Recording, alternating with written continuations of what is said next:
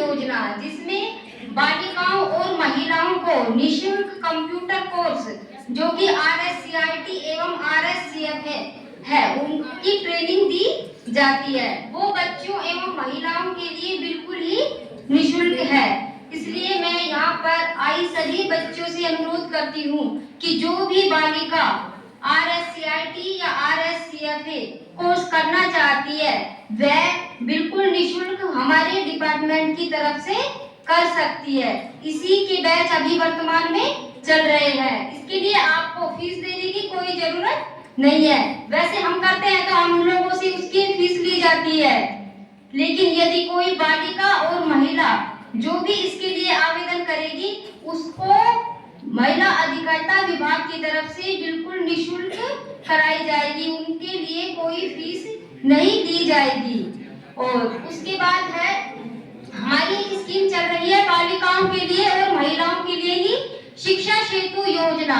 देखो बच्चों, जैसे यदि किसी भी कारणवश कोई भी बालिका पढ़ाई बीच में ही छोड़ देती है, वो उनकी घर की प्रॉब्लम हो सकती है कि भाई वो अपने बच्चों को नहीं पढ़ा सकते, या फिर उनकी ऐसी समस्या होती है कि गांव में ज्यादा स्कूल नहीं होते तो वो दूर बच्चों को स्कूल नहीं भेजना चाहते, तो बीच में ही क्या है वो पढ़ाई से दूरियां बन जाती है। तो सरकार ने बच्चियों और महिलाओं की पढ़ाई को ध्यान में रखते हुए एक योजना चलाई है, शिक्षा सेतु योजना, जिसके माध्यम से बालिका और महिला घर बैठकर ही स्टेट ओपन के माध्यम से 10th और 12th कर सकती है। उसके लिए क्या है कि हमें बस सिर्फ एक बार आवेदन करना है स्टेट ओपन में। और देखो इस स्कीम की एक अच्छी बात ये भी है कि अपन बहुत सी महिलाएं क्या बुजुर्ग हो जाती है, फिर वो सोचती है कि नहीं नहीं मैडम अब हम नहीं पढ़ेंगे, बच्चे क्या बोलेंगे, हम पास नहीं होंगे, हमें लिखना नहीं आता, फेल हो जाएंगे। तो ऐसा कुछ नहीं है। इस स्कीम की एक खासियत ये है कि एक क्लास को पास करने के लिए 9 चांस दिए जाते हैं। अरे यदि एक साल में यदि हम एक सब्जेक्ट भी क्लियर करेंगे तो 9 चांस में तो भाई हम 10th क्लियर कर ही लेंगे आराम से। और इतना भी नहीं है कि हम 9 चांस में ही एक क्लास को पूरी पास कर सके, ऐसा थोड़ी है भाई, नहीं होता ना ऐसा बिल्कुल नहीं है।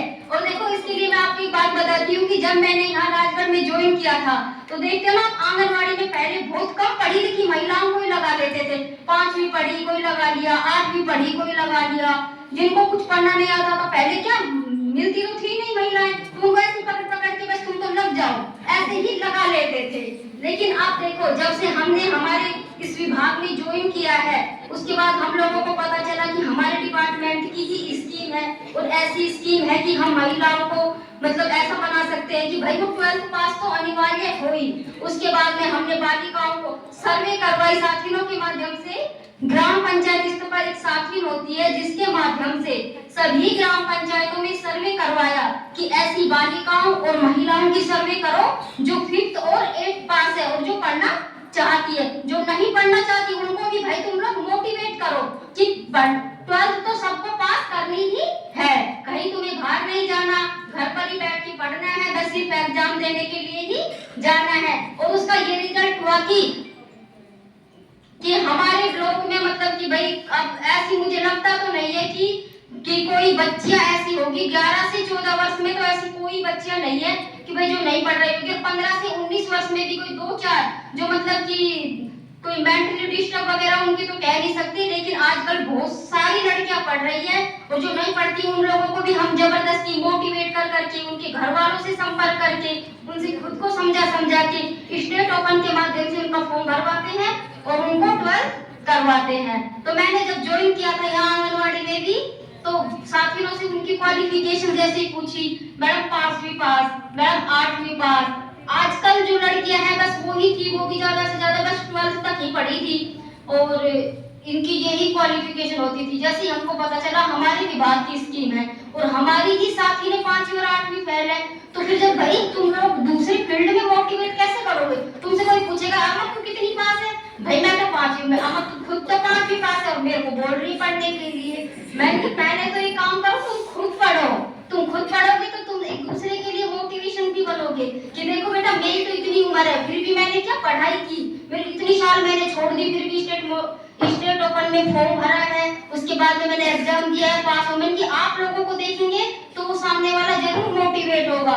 तो सभी साथियों के सभी के फॉर्म भरवाए और सभी, अब देखो अपने राजगढ़ ब्लॉक में सिर्फ 2 ही महिला ऐसी है जो मतलब कि 8th पास है वो, और बाकी की सबों को ही 12th पास करवा दिया। उन दोनों को भी अब की बार से मैंने पीछे लग लग के मैंने की मैडम मुझे आंखों से नहीं दिखता, मैडम मेरे हाथ कांपते हैं, मैं पेपर कैसे दूंगी, मुझसे नहीं लिखा जाएगा।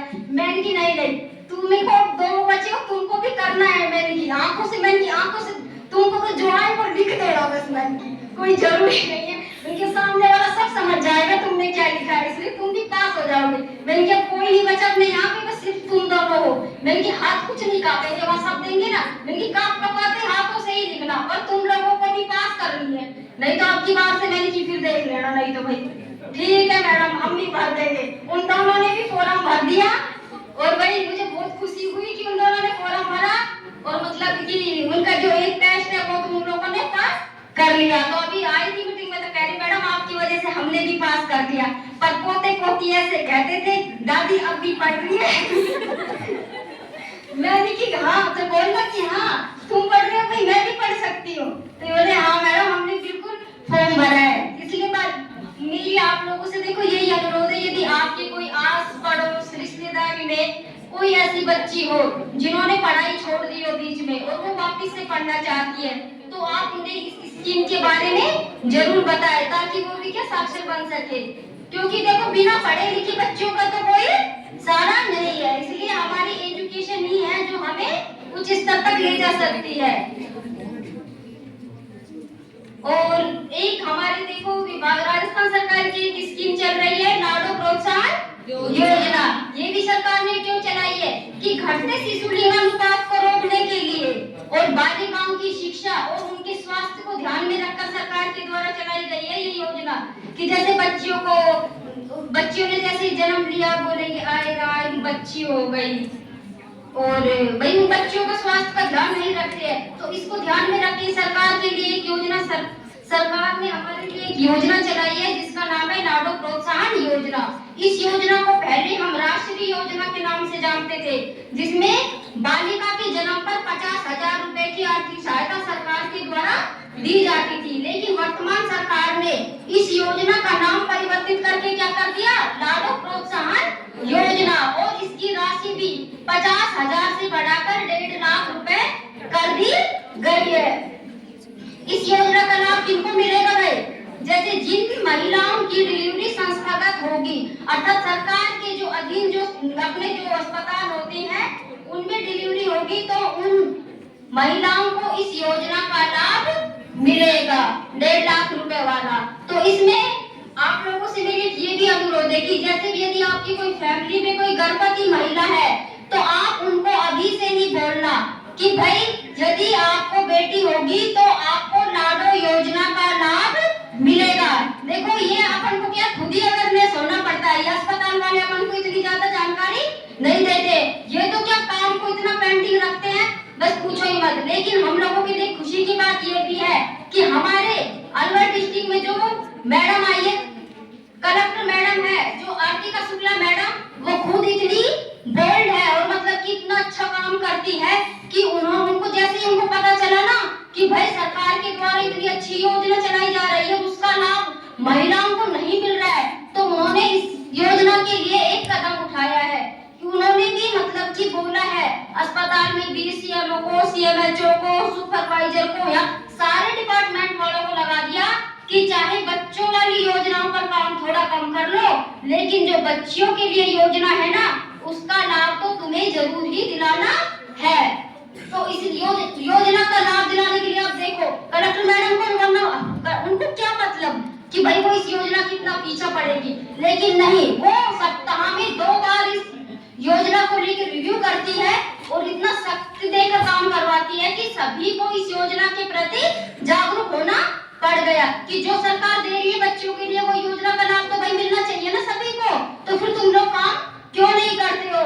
तो इसीलिए यदि आपके घर में कोई भी गर्भवती महिला है तो आप सबसे पहले उनको यही बोलना कि आप अपने डॉक्यूमेंट्स जो है वो सभी कंप्लीट करवा लो। योजना का लाभ लेने के लिए हमें 5 डॉक्यूमेंट्स की जरूरत होती है। एक तो महिला का आधार कार्ड, एक महिला का जन आधार कार्ड और एक महिला की बैंक की पासबुक, ममता कार्ड और डिस्चार्ज। जब उनको बोलना कि आप जैसे ही डिलीवरी के लिए जाते थे 5 डॉक्यूमेंट्स तो भाई अपन साथ रख के लेकर ही चलेंगे। जैसे ही अपनी डिलीवरी हुई और हम लोगों को पता चला कि हमारी बच्ची हुई है तो तुरंत ही वो 5 डॉक्यूमेंट्स की फोटोकॉपी अपन को अस्पताल में तुरंत ही जमा करा देनी है, जिससे कि हमें उस योजना का तुरंत ही लाभ मिल जाए।